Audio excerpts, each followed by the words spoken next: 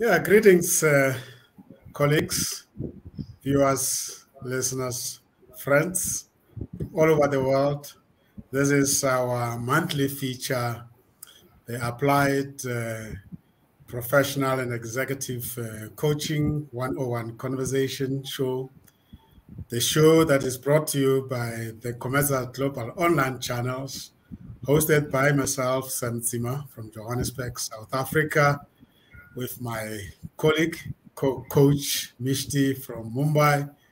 We always bring a guest, a fellow coach from anywhere in the world to enter into conversation as coaches to enlighten fellow coaches, the buyers of coaching, the coachees, academics, anyone that is interested in the topic of coaching.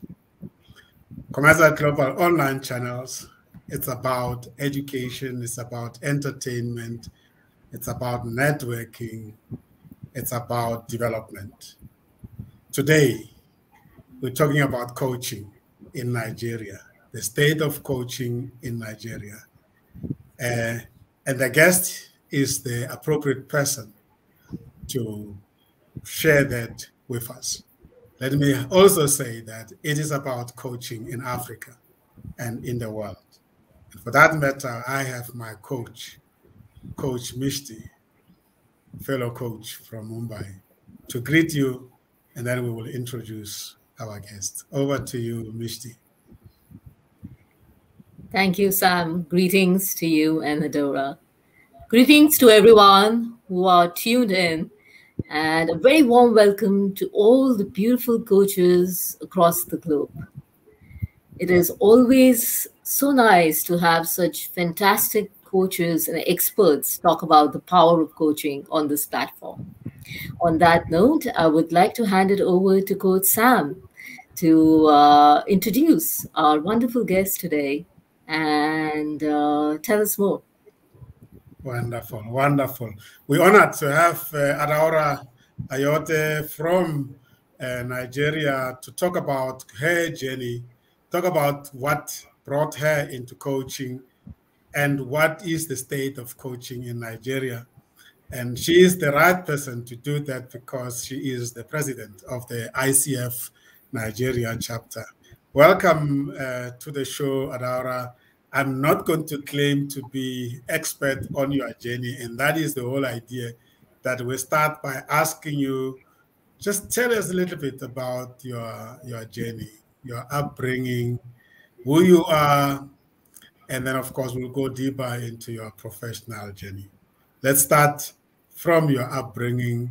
Tell those who know Nigeria very well, which part of Nigeria are you right now as you talk to us? Great. Well, Coach Sam, thank you so much. And Coach Mishti, it's a pleasure, an absolute pleasure to be here today. And I just really want to start by just acknowledging everybody who has taken the time to join us. You're all very warmly welcome. So I'm Adaora Ayoade, and Sam, you asked what part of Nigeria am I from? So I bring a lot of diversity in the world. So I'm of mixed parentage. My father is from the eastern part of Nigeria called Imo State. And my mother is actually not Nigerian. She's West Indian from Jamaica. So I have, the best of both worlds. I currently live in the western part of Nigeria, in a city called Ibadan in Oyo State, because I happen to be married to a gentleman from another part of the country. So I have, Eastern parentage, and I'm married to someone from Western Nigeria, and then I have my mom who is from outside of Nigeria. So a nice mix. Wow, you are a good example of diversity as it is, Absolutely. Yeah. So perhaps just take us through your journey up to where you are now. And obviously, we will interject if we hear some nice things to expatiate on. Feel free to take us along where it all started in terms of your professional journey. Okay, so thank you so much. Interestingly, my background is more in human resources, and I have been working in this space across various sectors over the years. I then decided about 12 years ago to begin my own HR and management consulting firm. And that's where I am at the moment, and I'm doing amazing, if I should say that, with the team that are just absolutely amazing, and we are really making an impact in our space. But what I had found over the years was, whilst we were offering learning and development solutions, recruitment solutions, background verification solutions, management consulting solutions, I came across coaching. And how did this happen? I was with a client, who is one of the leading multinationals that's based here in Nigeria. And I was having a conversation with them around the learning and development solutions we've been providing for them over the years. And the HR director said to me, we have a lot of leaders who we feel they're not maximizing their potential and they need coaching. And he said, I'm really interested in, you supporting us to embed a coaching culture in our organization. So I just found it so funny because I said, well, I'm not a coach. I'm a training, learning and development professional. I'm a certified trainer by the International Finance Corporation of the World Bank. I don't know anything about coaching. And he said, I feel that you'll do absolutely amazing in coaching. He said, this is the future. And it's interesting because, there's a PwC report that says that coaching is the second largest profession after IT globally. In absolute, yeah. And so when this director said this, I said, so can I just connect you with some coaches? Can I link you with? He said, no, we would really like you to go into coaching. And which year was this, Adaora? This was 6 years ago. And for me, I just thought, who does this? You want a particular solution, you go for somebody who is established already. Yeah. So he said, well, this is the number of the president of the International Coaching Federation, and they've recently come to Nigeria. So I'd like you to give her a call and have a conversation with her around you becoming a coach. And at that time, the president was Titi Akisaya, who is a wonderful sister and friend. And so I gave her a call and I said, look, I'm interested in finding out about coaching. And she said, yeah, let's have a meetup. So we did. At that time, there was no one offering coaching, training, and certification in Nigeria. So she presented me with a few options across the globe. And of course, the investment that would go along with that. So I thought, excuse me, I'm going to put this on the back burner for now. Yeah. And so I did. And then some months down the line, I get a call. And somebody calls me and says, hello, we're calling, and this was from the same organization. We're calling because our HR director said you should be making some progress now with your coaching journey. And so we'd like to know where you are. I almost passed out. I thought, who does that? So I panicked and I thought, what? I said, let me just come back to you on this. So immediately I, started the search for a coach certification program. I knew that this now, there was no getting away from it. And so I had to travel. I went to Canada, did my coach certification, did my coach training. And I thought I was doing it for this organization. I didn't realize I was doing it for myself. Wow. It was transformational.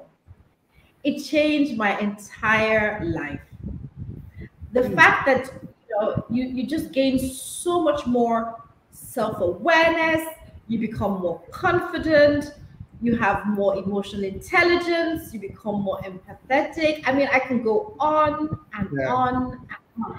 You really just become a better leader. So here I was thinking, this is for this organization, not realizing this was for me to become a better version of myself and to extend that to the world. Wow. So I did that. So coaching found you. Yes, yes. You hit the nail on the head, Sam. Coaching found me. And now I preach the gospel according to coaching, because now I've seen the difference it can make in individuals, in teams, and in organizations. So I came back, and like I said, I live in Ibadan, which is not Nigeria is not the capital. Ibadan is not the capital of Nigeria. So Sam, you're familiar with places like Abuja, that's the capital, or Lagos, that's a lot more cosmopolitan, and you have companies, and I was just here in Ibadan, and then I get a call one day, and someone says, "Hello, yes, we're really interested in you becoming the vice president of the International Coaching Federation." I can tell you that coaching has been after me, and I've just fallen in love. So I said, vice president? I said, no. I'm a member, but that's as much as I'm all the way in Ibadan, and there's a lot of activity in Lagos. And the person said, no, I think, it would be wonderful for you to, create more awareness about coaching even where you are. And at that time, I had a conversation with the premier university in Nigeria about coaching for their leaders through an initiative that ICF has called Ignite Initiative. And they bought into it, and we were doing this. So this person said, look, you're already doing such great work in your space. Please consider this. So I gave it a thought, and then, sent my CV in, and the elections took place, and I became vice president. Wow. From Ibadan. And that went well.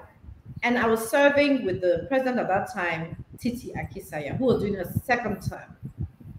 So I went through that journey. It was fantastic, living out the whole vision of ICF, which is to make coaching an integral part of a thriving society. Then I get another call somewhere down the line. All these amazing calls. And somebody says, are you interested in running for president? And I said, oh, no, not at all. I mean, I finished as vice president and that's it. And they said, but you really have, the accreditation, you have the network, you have the passion. Why will you consider this? So once again, gave it a shot, sent in my CV, and the elections took place, and I was voted in as president. And for me, like I said, I live in an entirely different city from. So I found it interesting that who are these people even that are voting for me? But then I came into the position as president, humbly so, and I was so fortunate, and I am still so fortunate to have the most amazing board members that we work together. And we have collaboratively been able to make such an impact in coaching in Nigeria. So on a personal front, I decided, because then I then decided that I had to travel so far and pay so much for coach training. And I love learning, I love development, I love impacting people. In fact, one of our core values at our organization, which is EZ37 Solutions, one of our core values is people.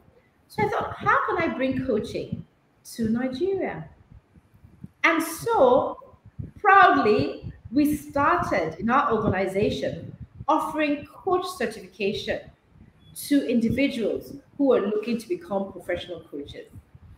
And so that's a bit of my journey to where I am today. I don't know about you, Coach Mishti. I mean, this story is just mine. It's very inspiring. And Coach Sam, in fact, you just spoke the same words I wanted to. That is, coaching really found Adaora. And the moments of synchronicity that you have shared, they are so powerful. So you also spoke about, finding a better version of yourself. And that's what coaching does, and deeper self-awareness. So while coaching was chasing you, I'm sure there must have been certain gifts that you must have realized about your own self that had coaching and all these wonderful people knock at your door. So I'm very excited to know about the gifts, the qualities that you discovered about yourself that blended so well with the whole profession of coaching. Okay, well, interestingly, I think, coaching is such that as coaches, we hold a very safe space for our clients. So there's no judgment. We allow them to bring their most vulnerable self to the conversations. And so I found that probably by virtue of my training, my professional coach certification training, and probably as a result of my upbringing as well, I really found it so easy not to judge people. So I am from Nigeria, father from the East, husband from the West, mother from outside of Nigeria.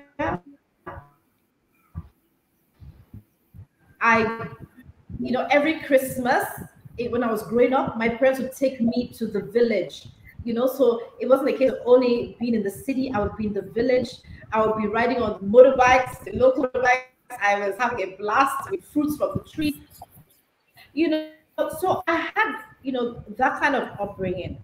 And then I graduated from university and went abroad for my postgraduate studies, so I've had such a diverse exposure.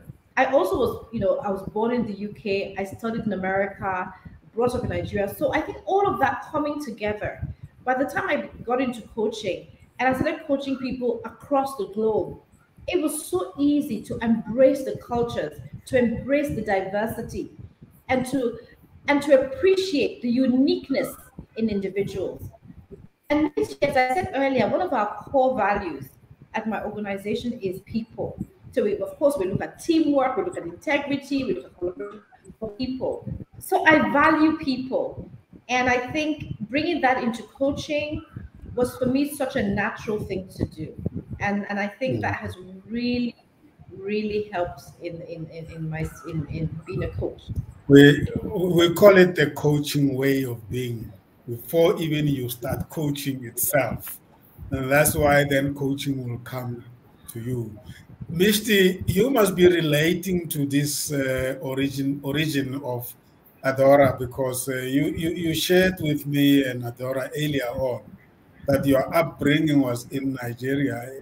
Tell the viewers a little bit about that. Nigeria and in India, and, yes. Which city that you connect to that you can reflect on. Did that surprise you, Sam, when I said that? Yes, I didn't expect it. And yes. Look at this now. I mean, you're talking to your sister from Nigeria. Yes, exactly. Yes, absolutely. So, so till the age of 5, I was in Nigeria, first in Kaduna, and then in Benin City. So I remember what I remember about Nigeria. I was very young, but I did my first 2 grades in Nigeria, first grade actually in Nigeria.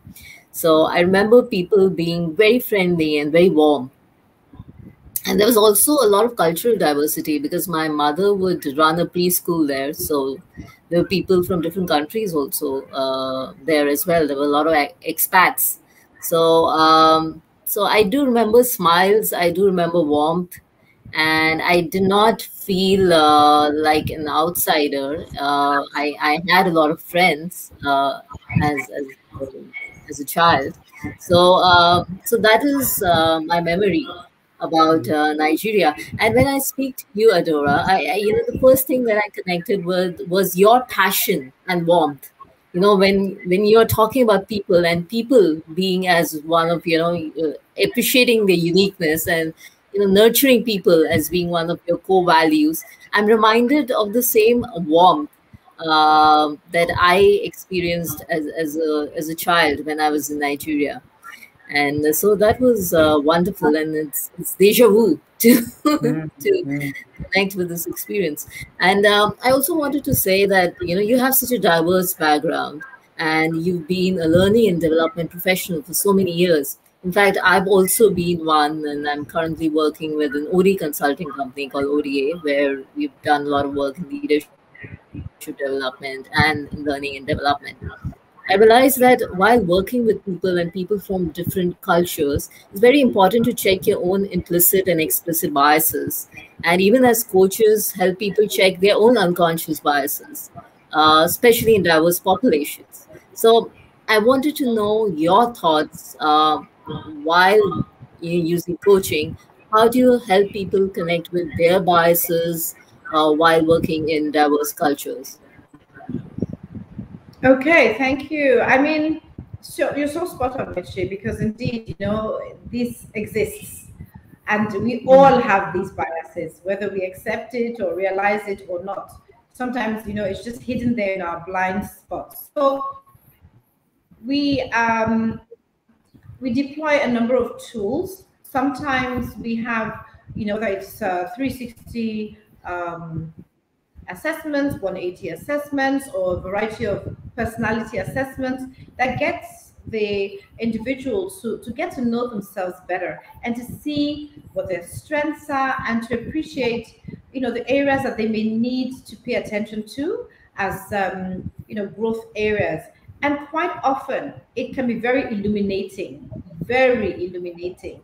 Also, by the time, you have your coaching conversations, some individuals would, by the time they tell you about their values, they tell you about their goals, and they begin to talk about what's holding them back, and you begin to ask those powerful questions, even just through those conversations, they begin to reflect and realize that, my way of thinking, my beliefs around A, B, or C is actually not serving me.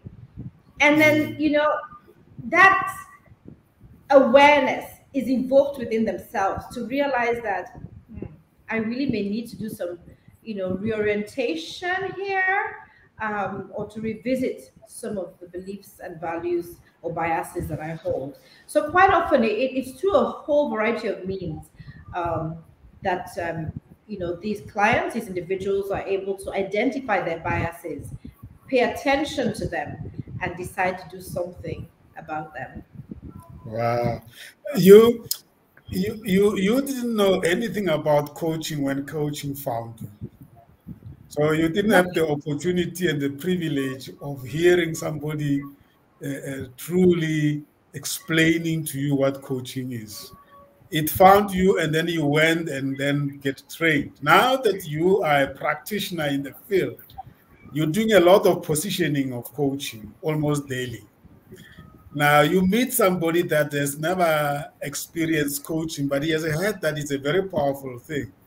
And how do you position coaching? I know there is ICF way of positioning it, but there must be the Adaora way of actually bringing coaching to people. How do you position it? How do you define it such that people will say, wow, Adaora, thank you so much, I'm in. All right, thank you so much. So, so I think that everyone wants to be valued. Everyone wants to feel important. Everyone wants to feel, that they have an opportunity to really fulfill the purpose for which they're existing. And so when positioning coaching, I let the individual know that they are indeed creative, they're resourceful, and that they are whole. And that I'm not here to come and tell them what to do. I'm here to partner with them to achieve that purpose that they have in their heart. And that I'm going to hold a space for them that is so safe, that can allow them to be as vulnerable as they need to be, and that they should see me as their partner. And it's interesting because quite often you find that a lot of people are still confusing coaching, with things like mentoring or consulting. And so they think you're coming to tell them what to do.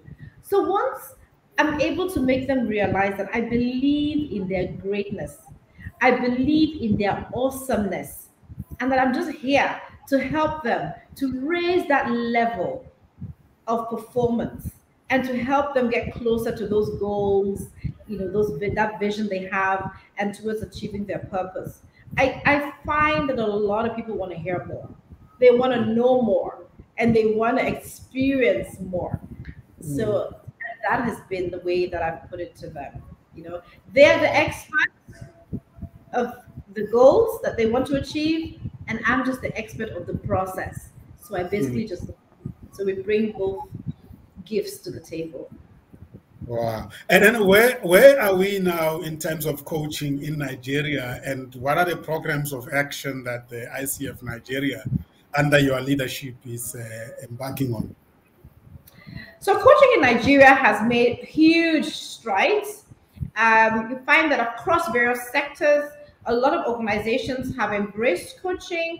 A lot of organizations have embedded coaching as a leadership style, and they've seen the impact in their culture, in their engagement levels, in their retention levels, in their leadership bench strength becoming strengthened, and so on. And so we're finding that the awareness is there, but there's still room for more awareness. And so ICF Nigeria has been, creating this awareness through programs that we've had. This year we had the International Coaching Week, and we partnered with a number of organizations to bring coaching into their companies. This year we specifically worked with small and medium enterprises, and we gave them the gift of coaching. So we had a number of coaches who partnered with leaders of small and medium enterprises to help them to experience coaching and the benefits that it would provide to them. Last year, we worked more with the large corporates. And we also have had the Ignite initiative, which is an initiative of ICF Foundation. In the past, what we did was we partnered with, like I said earlier, the premier university in Nigeria, and we offered coaching from the vice chancellor to the deputy vice chancellor to lecturers, all the top leadership cadre. We exposed them to coaching, and it was transformational. This year, we have also partnered with the leading human resource organization, which is the Chartered Institute of Personnel Management, Nigeria, and we're bringing coaching and the awareness of coaching to the thousands of members that they have. And in addition to that, we're launching another Ignite initiative that's going to start very soon. So we have quite a few different approaches to making coaching an integral part of our society, of our community. And we're really excited. And, when I started, I said, it's been amazing. And the fact that you can see people transformed, you can see people impacted, you can see people achieving their goals. It's been a really rewarding journey. And of course, this has been achieved through the collaborative efforts of the board of ICF Nigeria. Tell us a little bit more. Sorry, Mishti. Tell us a little bit more about your board members. Who are they, and what industries are they coming from? Are they also full-time coaches? Let's just get to know a bit about them. Okay, so very diverse from different backgrounds. We have in ICF Nigeria, we have a finance director, Titi Olujabi, and she, manages the affairs of our chapter. We have a communications director, Folake Oluwole, and everything around communication, publicity. She's doing a fantastic job. We have an education director, Janet Adetu, and every month we have webinars creating an awareness about coaching. And last year we had like 22 webinars, and yes, it's been, we have guests coming in with different topics, and we also had like a book club. The education directorate has also had like coaching cafes. So many things have been going on in that space. And then we have our membership director, who engages with existing members, potential members. We have our programs director, Landry Onosanya, and he has been involved in like the International Coaching Wiki, together with a committee, was able to organize this across Africa, because we've partnered with other chapters in Africa to do this. We also have our vice president, Yoju Olomola, who has been phenomenal. We've just been, we joke and say we're both in the presidency, the president and the vice president. We're in the presidency, So it's been wonderful working with her. We have a chapter secretary, so we have a very diverse board, and they all bring their uniqueness and their wealth of experience to leading the chapter. And we're also fortunate at ICF Nigeria, I was going to mention this, those who founded the chapter, they are our trustees. So we have people like Adeboye Martins, Titi Akisaya, Dudu Peter Side, Jibola Ponle, Habiba Balogun, Landry Olushola. They founded, so they also act as, a fantastic support to us on the board, so it sort of broadens, all the wealth of experience that we bring to repositioning coaching in Nigeria. And so that's in a nutshell about ICF Nigeria. I must also mention our strategy is linked to the ICF Global Strategy, which has 4 pillars. But in Nigeria, we have a strategy that is an acronym point, We Can. So we can, and W stands for wealth creation, E stands for education, C stands for credentialing, because we want to continuously raise the bar. A stands for advocacy, so we're taking coaching out there into our community, into the world. And N stands for new members, new growth. So we're continuously looking for people to come. This is so beautiful. Wow. Beautiful. Yes, from we can to yes, we can. Yes, we can, exactly. Yes. So we can. And, you were talking about taking coaching out there to the world through the ICF chapter in Nigeria. You do also some work in Middle East and Europe. Is there a strategic alliance there? Could you tell us more about that? All right. So ICF Global, as you know, ICF Global, it's the leading, and ICF is the leading and the largest global organization of professional coaches in about 150 countries. So what they've done is, in order to raise the level, the quality of coach training globally, they have what we call co-leaders for 3 different regions. They've divided, the globe into 3 different regions. And so I am the co-leader for Europe, Middle East, and Africa. And the idea here is to engage and ensure that coach practitioners, coach training practitioners, and coach educators are actually delivering coach training to meet the standards expected of them, so that they produce coaches who actually imbibe the competencies required to be an ICF, to be trained through an ICF approved program. So ICF has, some key core competencies, things like ethics, non-negotiable, things like how you listen as a coach, Sam, you said it earlier, how you be as a coach. So your presence, you know, things like that. So coach training institutions, coach training providers and educators have got to meet up to certain standards. And so in Europe, Middle East and Africa, that's my jurisdiction to work with those to achieve that objective. Nigeria is a very big country. I mean, how many states do you have there? 36. How 36? Yes. And I can imagine the challenge you are having in terms of covering all 36 states. Do you have any approach that you are using to make sure that there are not other aspiring members that are not accessed by your office? Okay, I'd say that, you know, the world is a global village, and Nigeria, you know, because of digitization and the fact that we are operating so much in the virtual space now.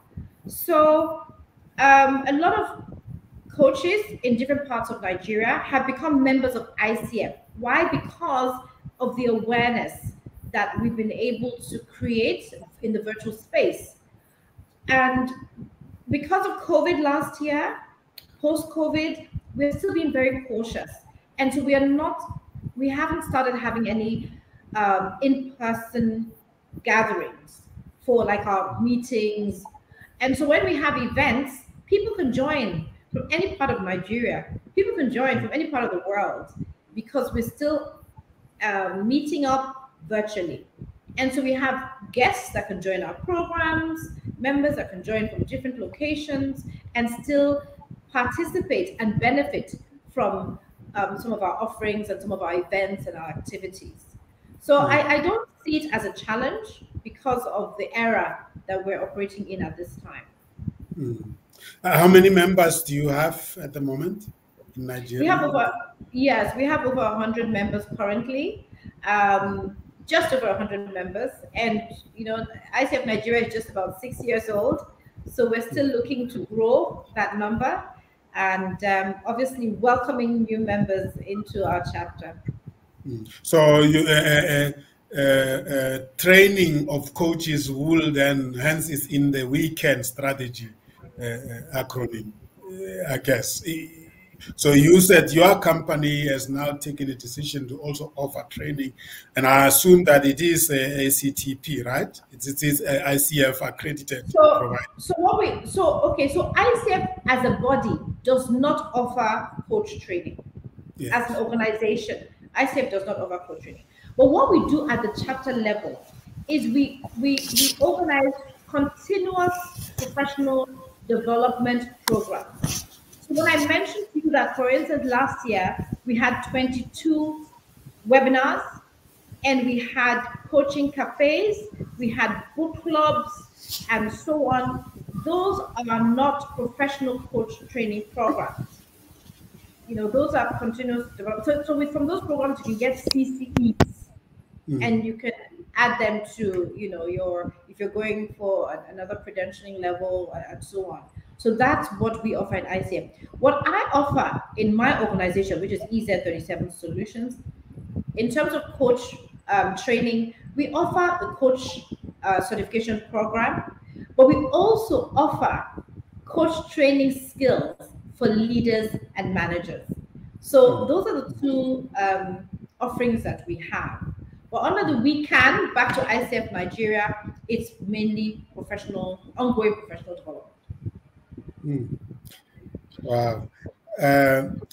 I mean, the story of how ICF chapters come about appears to be the same across the globe. And Mishti has shared with me similar type of experiences in India. And I can imagine the two continents having the same type of challenge. And that's why what we are trying to do with this program is to actually contribute to that, because we can make a mistake in assuming that people will know how to go about it. Are there any similarities, Mishti, based on what Ayoade shared with us from the India side of?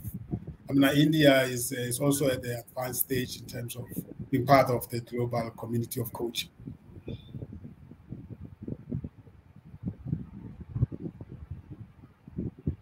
I think you are muted, Mishti. You're muted, Mishti. We can't hear you. Yes, yes. Can you hear me now? Yes, Yeah. very well. So what I really liked about what Adaora was sharing in terms of her initiatives was the dynamism and the number of initiatives that you have, taken on board, even small initiatives like book clubs. So you're using various strategies to really reach different segments of populations and get them on board. So in the same way, India is also very robust. So there are a series of webinars that keep happening across the 6 chapters, and a lot of events and initiatives that are there, and growing population of coaches. And another similarity is the work that you do with managers and the transition between managers to leaders. So in the L&D space and the industry in India, there's a lot of work that's done with high potential managers and using coaching to get them on to the level of senior leaders. So that's another strong similarity that I see. And I was curious to know more about that initiative of yours because, managers or the middle management segment is a lot about the survival needs, about fixing things and getting things done. But as you move on to senior leadership roles, it's more about self-actualization. It's more about purpose. It's more about authentic leadership and leading with collaboration, co-creation of possibilities, and bigger picture vision. So, what is your approach, on that particular program, especially using coaching there? Okay, so interesting to hear about what you're doing there in India, Michi. So that's really good. Well done. So really, in response to your question, I think what we found is very similar. Yeah, a lot of managers that have transitioned into leadership have there's a need for that self-awareness. There's a need for a shift in their approach and having a more collaborative approach, be more, leading with emotional intelligence and empathy, and like you said, self-actualization is a big piece as well. So what we've done is, so on one side, you have the professional coach certification, which is for those who want to go down that route. But on the other side, the coach skills training for leaders and managers, that is a shorter program. So for us, that is held over, if it's 2 full days or 2.5 full days, or for organizations that want to stagger it, we can do it over a week and just have a few hours each day. And so we take the managers through that program. And the feedback has been amazing. It's been really, really positive. But apart from that program, we also have another program, which is group coaching.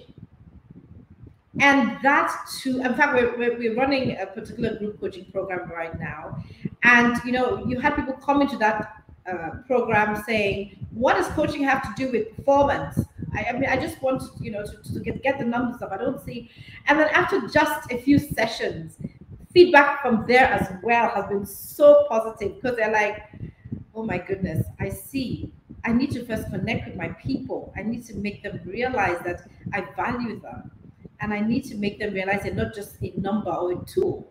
And so that heightened level of self-awareness has really been very positive. So we engage managers in transition to leadership positions, or leaders, early stage leaders, or even second level, first level, third level leaders through these sort of programs. And it's been basically customized to meet the needs of the specific organization. If they want it full-time, if they want it, spread a few hours a day over a few weeks. So that's how we've actually positioned that. And then what about the leaders in other sectors of our society? Political leadership, leadership in cultural organizations, clubs, sports. Are there some members within your organization, ICF Nigeria, that are interested in experiencing the power of coaching? Well, interestingly, Sam, the institution that we worked with for the first Ignite project that we did, that institution is actually a government institution, a federal government institution. And so they, of course, they were recipients of coaching. But currently, a number of ICF coaches are working with a particular state government, and we're providing them with one-on-one coaching. And a few people in that government have actually expressed interest in becoming professional coaches.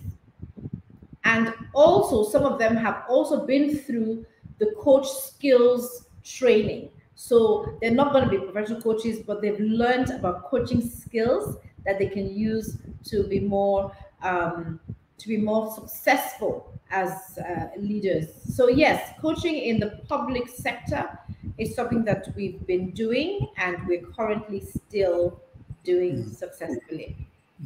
And I can imagine the awareness of the fact that coaching, although is to benefit both individual and the organization, but the primary focus of coaching is you, the individual, as a functionary in that organization. I guess that's where then the interest will come. It doesn't matter whether a person is in the public organization or a private organization. At the end of the day, I guess what your organization in terms of saving membership is, it's about capacitating your members in the organization where they exist. Am I right? Is that becoming clearer? Absolutely correct, Sam. You're spot on. Absolutely. Because when you impact the individual will impact the team, and the team will then have an impact in the organization. And so you have organizations that have cascaded their goals down to individuals. And as you have those individuals attaining those goals, it's a ripple effect. And you find they're more committed, they're more engaged, they're more motivated, they're more keyed in, they're more, there's higher retention. And so the organizational impact will obviously be a positive one. And I guess you can extend that by saying the organizations will then impact the society, which will then impact the country, and then the continent, and then the world. How is it? Absolutely. So you see, coaching is just so amazing in terms of transforming individuals, teams, organizations, society, countries, nations, and our world would be a more peaceful world, would be a more beautiful world if we had more coaches. So definitely, we need more coaching. We need more coaches. That's absolutely wonderful, Adaora. And it also reminds me of the work that Peter Senge does on systems thinking, where you're focusing on whole rather than just parts. And it's the whole ecosystem that's getting impacted just by influencing one single individual and how the whole thing is interlinked. Now, post the pandemic or the COVID waves that have happened, there's a lot of conversation around wellness in the HR and L&D space as well. So how's coaching contributing in those conversations? Okay, so yeah, absolutely. A lot of conversations that have been held, a lot of conversations that are still ongoing, Michi. And what we did was we invited a top psychiatrist actually to one of our education sessions to come and share about, topical issues around mental health, mental wellness. And, it was really insightful and the feedback was really positive. And it was, this is something that, we've had several conversations around even as a chapter, because ICF has a white paper that they released that talks about when coaches need to refer individuals to therapists. And I find that if individuals are having those healthy conversations with coaches, if they're aware of themselves, of their triggers, of their motivations, then it sort of helps them in managing their mental health. And things may not have to escalate to the point where, you know, they now need to begin to see therapists and so on. But should that be the case, then, you know, as coaches, we're well positioned to be able to make that, you know, recommendation as the need, you know, presents itself. But yes, we are creating awareness through our programs around wellness, mental health, and you know, those sort of topical issues. Let's talk about coaching as an intervention that appreciates the cultures, the African cultures, you know, and if we may speak of a very diverse Nigerian society. There must be times where when you enter into conversations that you pick up that there is absolute necessity for us as coaches to be cognizant of culture.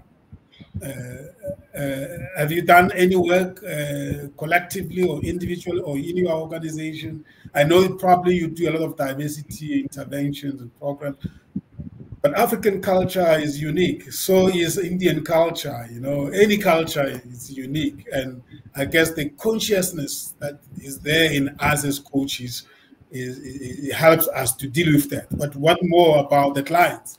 How do you bring them to that level of realization that they cannot wish it away? It is critical in their interaction with the other people. I know I gave you a very long statement, but you center culture in the middle of a conversation. So, Sam, you know, on the part of coaches, you do know that when it comes to coach training, a lot of attention is paid to that aspect of cultural awareness, cultural appreciation. And so as a coach, you do understand the need to embrace the culture of the diverse people you come in contact with.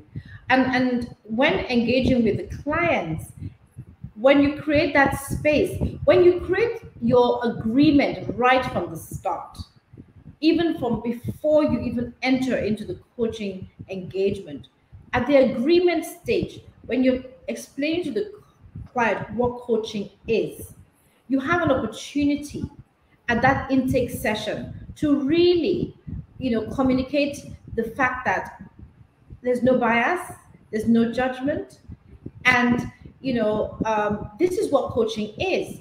And as you you know, explore with them, you know, should these if I should use the word limiting beliefs on their parts, so to speak, come up, then we will be able to, you know, pose some challenging questions to them, for them to be able to have a rethink, a reflection, you know, of whether or not that is serving them. So we have an opportunity to talk to them upfront. So it's not in the course of the coaching conversation that this arises, and then you now take them by surprise, you know, through the kind of questions you may pose to them. So those sort of issues are addressed right at the start. You let them know your stance in terms of cultural appreciation, and then you let them know how it may be dealt with should it come up. But yeah, Nigeria is very diverse. But the way coaching is right now, it's you know, beyond any shores. So here in Nigeria, definitely, but even coaches who are based in Nigeria are engaging with individuals across the continent, across the globe. We invited Nobantu from South Africa to come and talk on Ubuntu coaching, and it was so enlightening, you know, hearing about I am because we are, and if you want to go fast, go alone, and if you want to go far, go with others. So yeah, so we embrace the cultural diversity across the country and beyond. Wow. how can we challenge each other as Africans, in this case, particularly of the continent, in growing coaching and putting it at the center of transformation? I think we have many other bodies doing this, but I see that at the moment we have very limited chapters. We've got very few chapters in the continent, and we have a lot of work to do. And my desire is we should have every country having at least a chapter. I know it's a big talk, but I'm glad to hear that you have reached out to Nobandu and you're reaching out to other chapters in Africa. But 4 chapters in a continent as big as Africa is very little. It's very little indeed, Sam. And yeah, we need to increase the numbers, but we need to raise the vibration, if I should use that term. We need to increase the awareness, and there's a lot of market confusion and dilution around what coaching is. So there's a need to create even more awareness through whether it's programs, whether it's through write-ups, whether it's through advocacy, whether it's through collaboration, because coaching changes lives. And so I think the reason why we don't have enough is because people out there don't know enough. So we really truly have a lot of work to do. And through that awareness about the value of coaching and the impact it has, you can read, I have a column in one of the leading newspapers in Nigeria, Business Day, where we write about coaching. We need more coaches writing. What is the return on expectation? How do we create the awareness about the impact that coaching has? So I think more needs to be done so that we can actually get more people on board this amazing train. Beautiful. I'm mindful of time. Perhaps we can reflect a little bit on what we have brought up in this conversation, and then of course we're going to give you the opportunity at the end to share with the viewers how they get hold of you, how they get hold of the ICF chapter in Nigeria, and many other things that you feel we might have not touched. They may follow up on with you. Mishti, do you want to just reflect a little bit and also check out for us? Yes. Unless you have any other question that Adaora hasn't answered. No, I think I would just check out. And Coach Sam, thank you so much for inviting Adaora. It's been an absolute pleasure interacting with you. And I must say, Adaora, you used this word, and allow me to use this again, that you did raise the vibration here just by talking about the power of coaching and how it can really impact the entire ecosystem. So that is my check out and take home statement that yes, just impacting a single individual through the power of coaching can impact the entire ecosystem. So thank you for that. Oh, thank you, Michi. Thank you so much. Together we raise the vibration. Together. Absolutely. And how has this conversation what memories and what thoughts has it brought into you as you were reflecting on your journey? And what is your or Michi? Talking to you, Adaora. Sam. And what's your take home? Oh gosh, my take home is, it's for me just the experience of being here with, you from one part of the world, Michi from another part of the world, and us all just being connected, through coaching, through our desire to make an impact in our world. It's just been really a wonderful and rewarding experience for me this hour we spent together, and the opportunity to share with people out there the fact that they can be a coach, and that the world of coaching needs them, so they should come on board. And the fact that we're here to support because we believe in their awesomeness and we believe in their greatness. So just being able to have a conversation around this, the whole process, the whole experience for me has been truly a wonderful one. Beautiful. And how do we get hold of you and the chapter? All right, so ICF Nigeria chapter, you can find ICF Nigeria chapter on social media pages, various, Instagram, LinkedIn, Facebook. We have a website, ICF Nigeria ng.com. So you can find us actually Coach Federation ng.com. So you can find us through, get onto the website and get our contact numbers and contact emails. The email will be reception@coachfederationng.com. And then for my organization, it's ez37solutions.org. And it's E for elephant, Z for zebra, 37solutions.org. And we are also on Instagram, on LinkedIn, on Facebook.